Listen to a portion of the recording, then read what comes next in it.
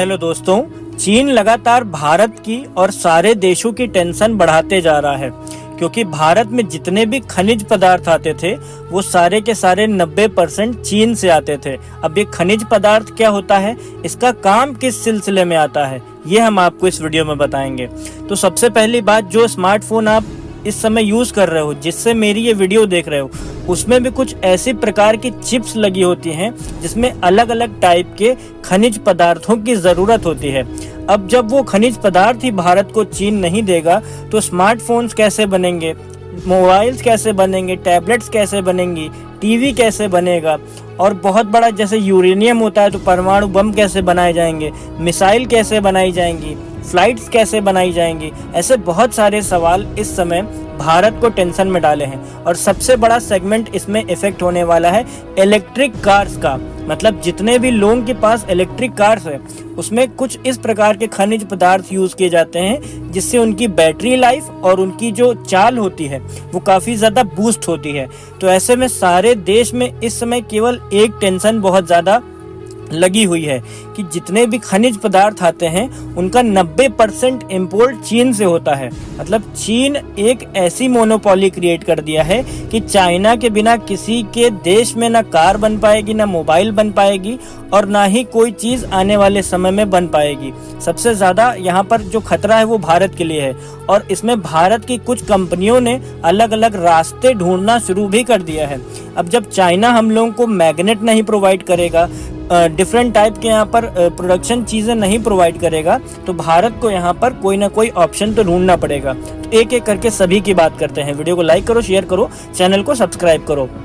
Rare earth minerals पर चीन दे रहा है दुनिया को टेंशन। कहाँ से आएगा परमानेंट मैग्नेट, वैकल्पिक स्रोत की तलाश लगातार जारी है। वैकल्पिक मैग्नेट जो होता है, जो कार बनाने में काफी ज्यादा यूज किया जाता है। रेयर अर्थ मिनरल्स पर चीन के एकाधिकार ने भारतीय उद्योगों को परेशानी में डाल दिया है। अब भारत सरकार इसके वैकल्पिक स्रोतों के बारे में लगातार सोच रही है।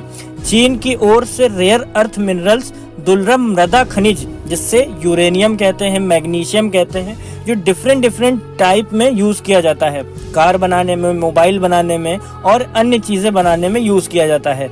और वो सारी चीजें चाइना इस समय भेजना बंद कर दिया है। तो अभी सोचो कि जो जितनी भी इम्पोर्टेंट चीजें हैं, कार हो गई, मोबाइल्स हो गया और भी जितने प्रकार की चीजें हैं, वो भारत कैसे बनाएगा।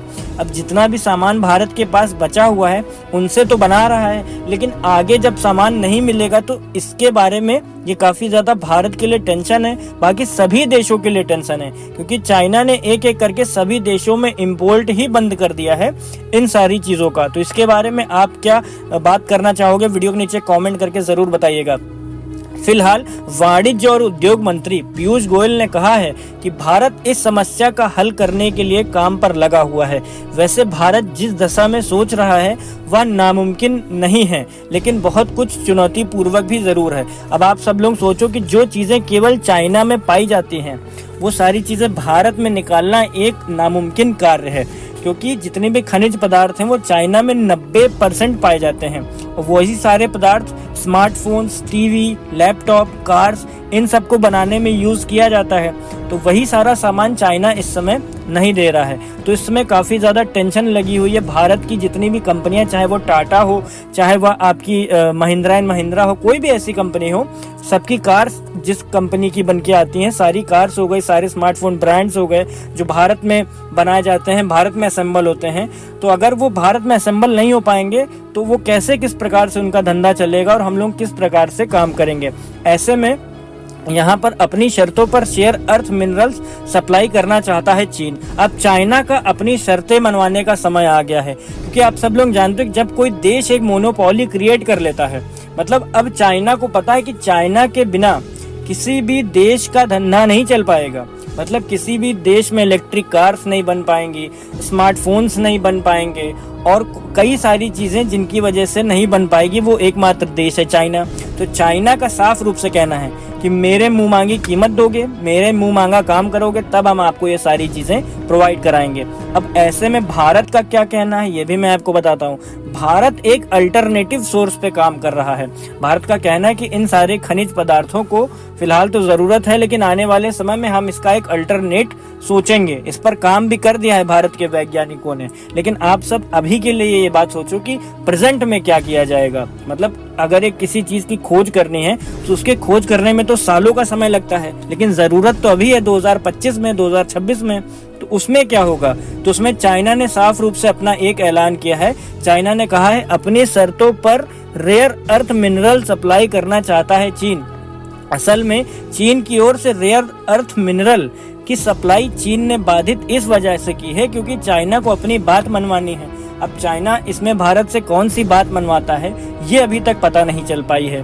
तो आपको मैं बताऊं कि सप्लाई चेन बाधित करने की सबसे बड़ी वजह यही है कि चाइना अपनी बात मनवाना चाहता है। ऑटो उद्योग और बाकी उद्योग संगठनों की ओर से इसी वजह से सरकार के इस मामले में जल्द से जल्द समाधान की मांग करी जा रही है कि चीन ने अप्रैल के अंत में ही दुर्लभ प्रजातियों को देना और दुर्लभ तत्वों को देना बंद कर दिया था।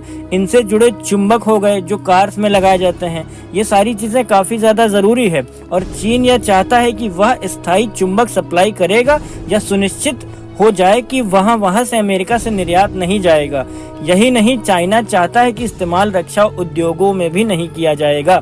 मतलब चाइना का कहना है कि अगर मैं वो सामान सौंपूंगा, मतलब वो सारे मिनरल्स, वो सारे तत्व, वो सारे खनिज पदार्थ तुमको तभी दूंगा जब तुम कोई भी उद्योग उस मामले में नहीं करोगे, मतलब रक्षा की श्रेणी में नहीं करोगे, एज अ डिफेंस सिस्टम में यूज नहीं करोगे। मतलब समझो, आपको एक एक बात क्लियर कर देता हूँ। चाइना का साफ रूप से कहना है कि तुम डिफेंस का माल अगर उद्योग नहीं करोगे, मतलब नहीं बनाओगे, तब हम तुमको माल देंगे, अन्यथा माल नहीं देंगे। इसका मतलब भारत में जितने भी खनिज पदार्थ चाइना से आते थे, उन सारे खनिज पदार्थ से भारत कई सारे मिसाइल्स बनाता था, कई सारे डिफेंस सिस्टम बनाता था।